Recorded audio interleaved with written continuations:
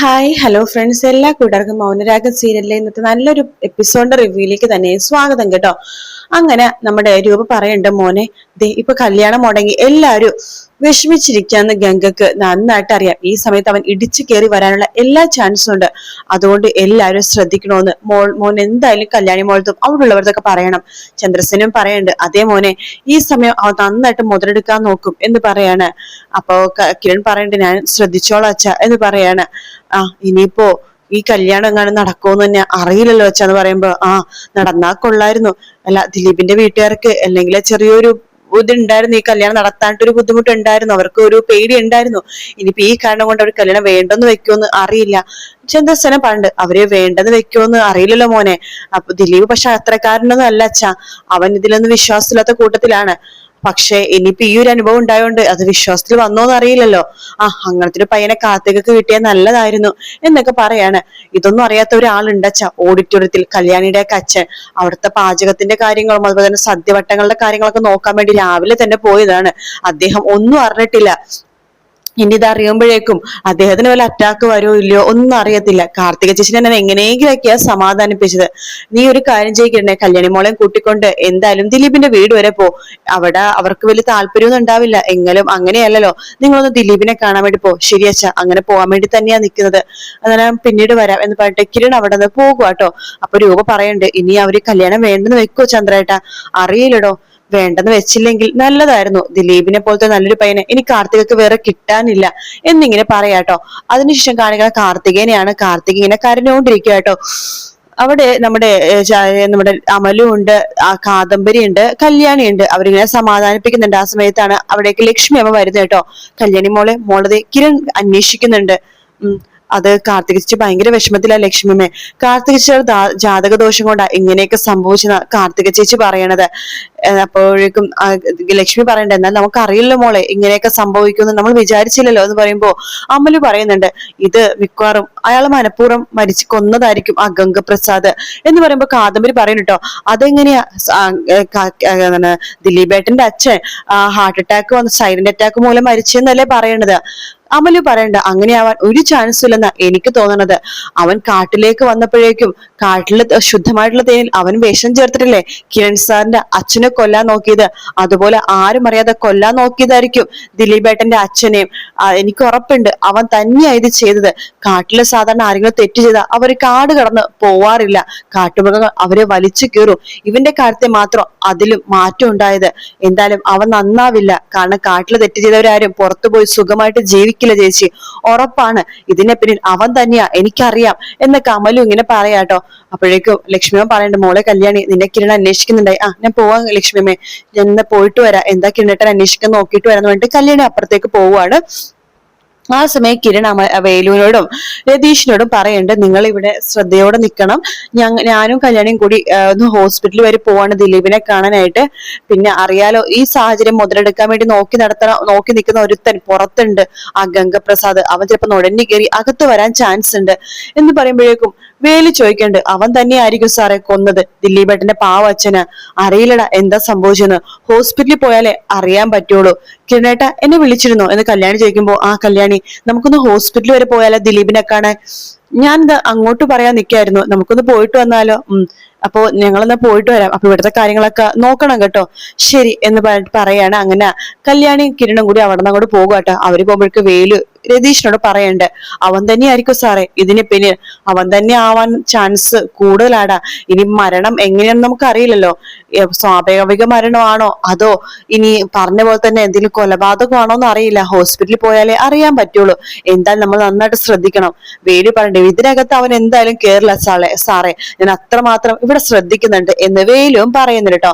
അതിനുശേഷം കാണിക്കുന്നത് നമ്മുടെ ദിലീപിനെയും കൂട്ടുകാരെയൊക്കെയാണ്. അവര് ഹോസ്പിറ്റലിൽ ആകെ വിഷമിച്ചിരിക്കുന്ന സമയത്താണ് അവിടേക്ക് കിരണും അതുപോലെ തന്നെ കല്യാണിയും കൂടി വരുന്ന കേട്ടോ. കിരൺ ദിലീപിന്റെ അടുത്തേക്ക് പോകുന്നുണ്ട്. ദിലീപ് എന്ന് പറയുമ്പോഴേക്കും ദിലീപ് പറയുന്നുണ്ട്, എന്ത് പറയാനാ കിരണെ, അച്ഛൻ ഇങ്ങനെ പോകുന്നു ഒരിക്കലും വിചാരിച്ചില്ല. ഇന്നലെയൊക്കെ ഞങ്ങളുടെ കൂടെ അത്ര സന്തോഷത്തിലായിരുന്നു, ഞങ്ങളുടെ കൂടെ കൂടുകയും ചെയ്തു. അതുപോലെ തന്നെ രാത്രി കിടക്കാൻ പോണവരെ ഭയങ്കര സന്തോഷത്തിലായിരുന്നു.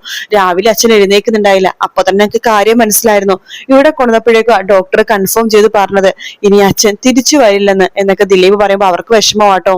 കിരൺ പറയുന്നുണ്ട് നമുക്കൊന്ന് ഡോക്ടറിന്റെ അടുത്തൊന്ന് പോയി കണ്ട് സംസാരിച്ചിട്ട് വന്നാലാ. വരാം എന്ന് പറയാണ്.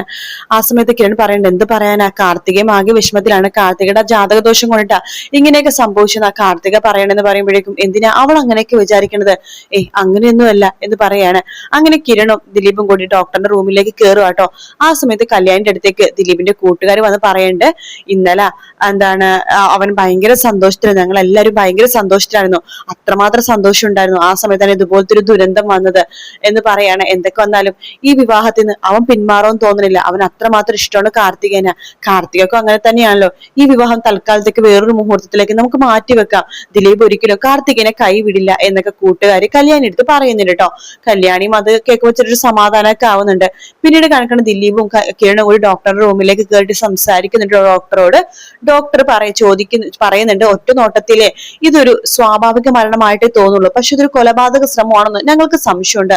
അതെന്താ ഡോക്ടറെ അങ്ങനെ സംശയിക്കാനായിട്ട് എന്ന് കിരൺ ചോദിക്കുമ്പോ അത് വേറൊന്നുമല്ല, ഈ പറഞ്ഞ ഇദ്ദേഹത്തിന് വേറെ പ്രശ്നങ്ങളൊന്നും കണ്ടിട്ടില്ല. പിന്നെ ഈ സൈലന്റ് അറ്റാക്ക് ആണെന്നുണ്ടെങ്കിൽ ശ്വാസം മുട്ടലോട് കൂടി തന്നെയാണ് മരിക്കണത് ശരിയാണ്, പക്ഷെ ഇത് അങ്ങനത്തെ ഒരു ശ്വാസം മുട്ടലാണെന്ന് തോന്നുന്നില്ല, ഇത് മനഃപൂർവ്വം ശ്വാസം മുട്ടിച്ചു കൊന്ന പോലെയാണ് തോന്നുന്നത്.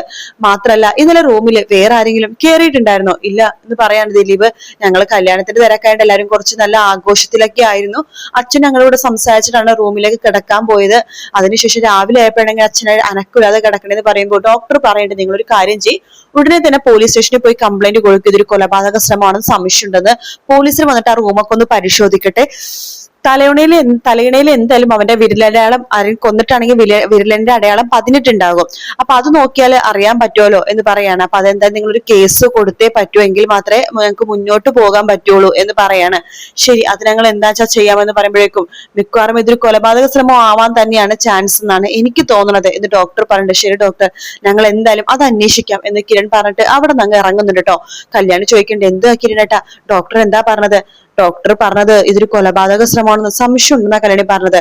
മുഖത്തേക്ക് തലയിണ അമർത്തി ശ്വാസം മുട്ടിച്ച് കൊന്നതാണെന്ന് ഡോക്ടർക്ക് ഒരു സംശയമുണ്ട്.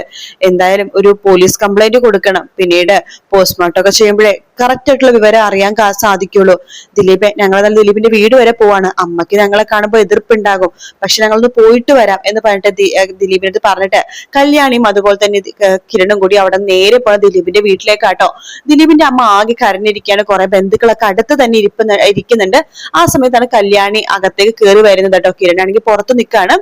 കല്യാണിനെ കാണുമ്പോൾ ദിലീപിന്റെ അമ്മക്ക് ആകെ ദേഷ്യം വരും കേട്ടോ. എന്തിനാ കൊച്ചെ ഞങ്ങൾ തിരിച്ചത് ചെയ്തത്? അത്രയും സ്വത്തുക്കള് ആ പെൺകൊച്ചിനുണ്ടല്ലോ, കോടിക്കണക്കിന് സ്വത്തുക്കള്. ഈ ദുഷ്ടൻ എന്ന് പറഞ്ഞ ഒരുത്തൻ മാത്രല്ലേ ഉള്ളൂ, അവനെ കൊന്നാലേ അവനെ ഇല്ലാതായി കഴിഞ്ഞാൽ ആ പെൺകൊച്ചിനെ വേറെ കുറെ ബന്ധങ്ങൾ കിട്ടും.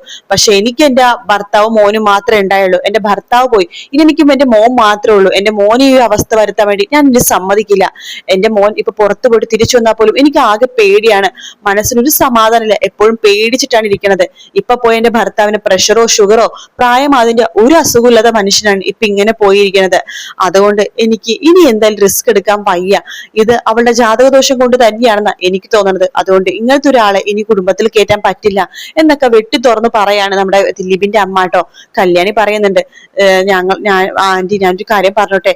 കല്യാണി കാർത്തികേച്ചി ഒരുപാട് പ്രാവശ്യം ദിലീപേട്ടനോട് പറഞ്ഞത് ഈ ബന്ധത്തിന് വേണമെങ്കിൽ ഒഴിവായിക്കോ എന്ന്. ദിലീപേട്ടനാണ് ഒറ്റക്കാലിൽ നിന്നത് എന്നൊക്കെ പറയാണ്.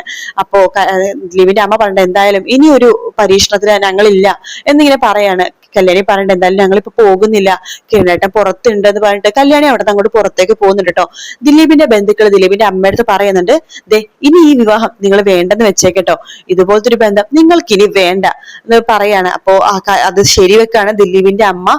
ആ ഒരു ഭാഗത്തോടെ ഇന്നത്തെ എപ്പിസോഡ് തീരുന്നത് കേട്ടോ.